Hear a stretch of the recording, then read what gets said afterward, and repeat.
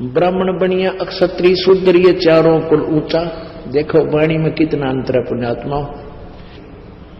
ब्राह्मण बनिया, अक्षत्रिय, शूद्र, वैश्य कहो चाहे बनिया कहो, ये चारों कुल ऊंचा। अभी नकलिया नतनियों का रखा शूद्र वर्ण तो जो है ना ये नीचा कुल है, शूद्र नहीं। अपने अपने कर्म को जो निष्ठा से कर रहा है, सभी का कार्य करने योग्य है, कर्तव्य कर्म है, और कोई ऊंचा नीचा नहीं। जिसका जो कर्म है वो सही कर रहा है अपने निभाकर, कहते ये चारों कुल ऊंचा। और न्युग्रे द्वार न जावे योगी, जो सत सोजत इंद्री सूचा।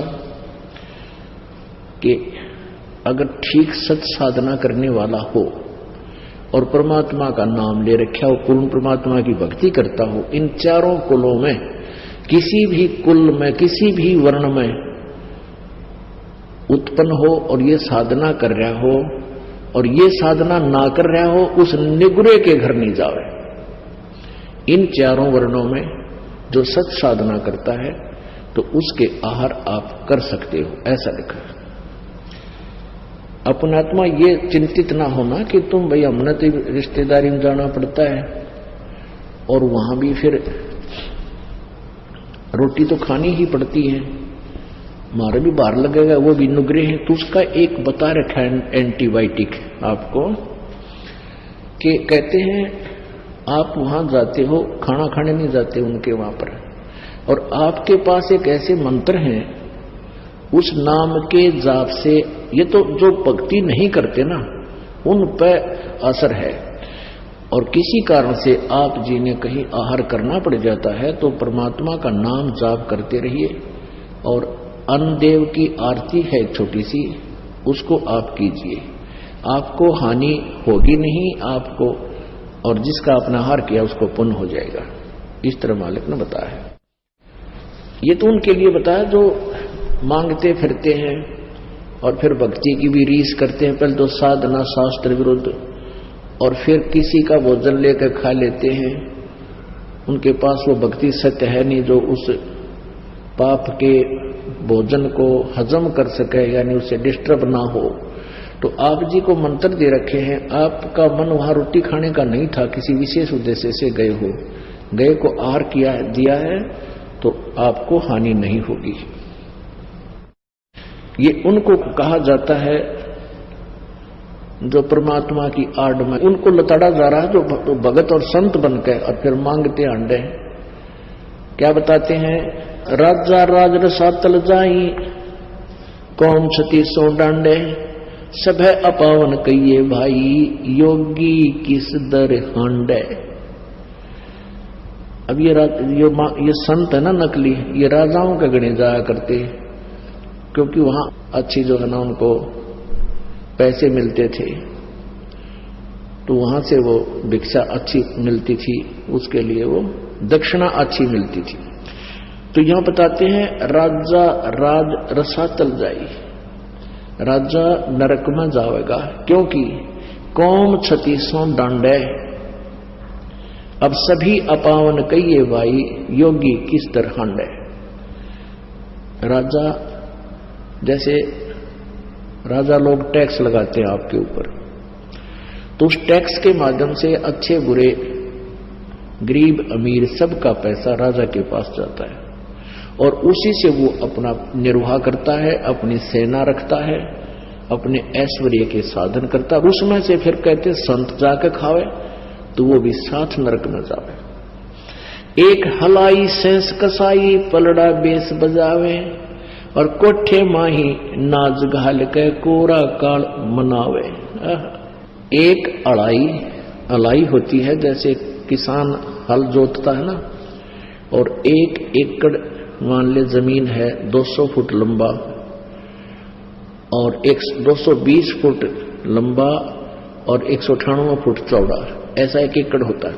तो उसमें हल से संवारते समय वो लगभग 20 फुट चौड़ा और 180 200 यानी पूरे एकड़ की एक साइड की लंबाई ले लेता।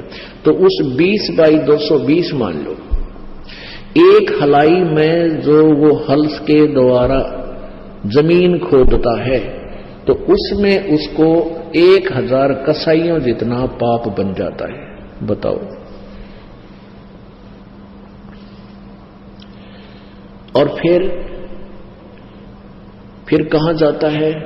वो क्या करता है उस पैसे, जैसे अन्न हो गया किसान का, फिर वो बेच का होगा बनिया का, बनिए का बेचता है तो बनिया के सोचा है उस अनाज को अपने कोठे में अपने सटोर में रख लेता है और फिर न सोचा ये भगवान इनका काल पड़ जा और तेरा गेहूं महंगा बिक गया।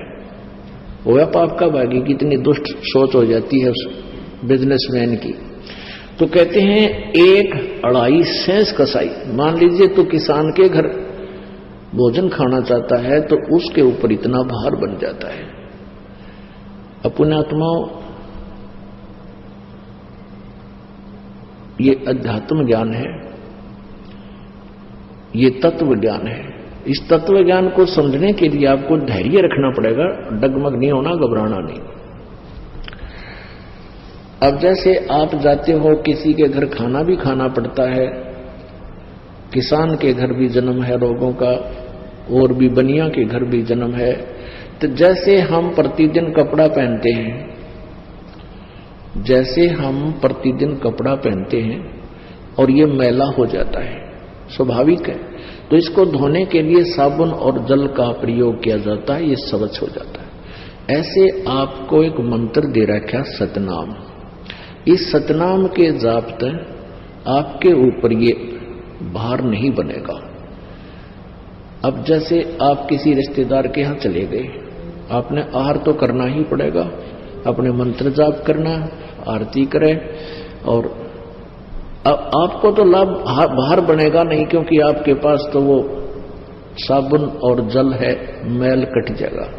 और आपको आहार कराने में जिसके घर आपने भोजन पाया उसको पुण्य मिलेगा, क्योंकि संत भगत के खिलाने का, भोजन कराने का बहुत पुण्य होता है। अपना आत्मा तुम गड़बड़ ना कर दियो, कभी भगतान बुला के जमान लाग जाओ, कभी मेरे वाले इस काम में फिर फेल कर दो तुम नहीं।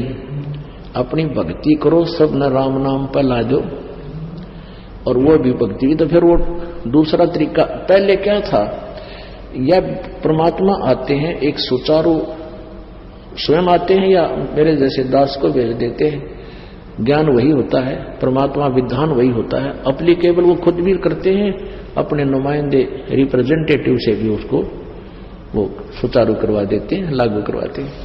तो पहले क्या होता था, जैसे शादी ब्याह होया करती, ब्याह होता था तो पूरे गांव में से प्रत्येक, पहले तो चूल्हा न्योत होया करता, छोटे घर थे, गांव थे, पूरे के पूरे घर को आमंत्रित करते थे कि आज आपने हमारे घर भोजन खाना है। जिस दिन ब्याह होता था बेटे या बेटी का, तो क्या कारण था कि वो सभी भक्ति करते थे, साधना किया करते थे, और इसी प्रकार उन्होंने अपने समागम शुरू किए थे। भाई एक आध्यात्मिक अनुष्ठान भी करते थे, जोत तो अभी भी लगाते, भंडार जब करते हैं ना, ये विवाह शादी में जब जलेबी लाडू बनाते हैं, कहीं रखते हैं, तो जोत अब भी जलाते हैं उसमें। तो अब तो वह लकीर पीट रहे हैं, और आज तुम्हारा खाका ये मैं तुमने बोला, मैं तुम्हारे खाका आया था, इसलिए वो एक परंपरा बनी। पहले ये उद्देश्य था कि सभी भक्ति करते थे और भक्तों को अपने घर पर बुला के आहार कराया करते थे। तो ऐसे फिर वो कभी उनके होता था, वो भी यही लालच करते थे कि सारे भगत आवें, भगवान की यहाँ चर्चा चलावें, अन्न खावें, संत को खिलाने का लाभ मिले। तो ये परंपरा चलती चलती फिर इतनी बिगड़ गई, फिर नौते शुरू हो गए। तुम वो न मारे, नौता दिया था मैं भी उनके देखा हूं, अन्यथा नहीं। तो ये प्रोग्राम तो पहले बिगड़ा हुआ रूप हो गया। तो ऐसे आप अपनी भक्ति करते रहिए, आपको हानि नहीं होगा। जैसे ये दास आपको मना करता है कि जो कोई धार्मिक अनुष्ठान करते हैं, आन उपासना करने वाले, वहां आपको नहीं जाना चाहिए, उस दिन आहार नहीं करना चाहिए वहां पर। क्योंकि उस दिन वहां जाने में आपका सहयोग होगा उस शास्त्र विरुद्ध साधना में। गीता जी अध्याय नंबर 16 के श्लोक नंबर 23 में कहा कि शास्त्र विधि को त्याग कर जो मनमाना आचरण करते हैं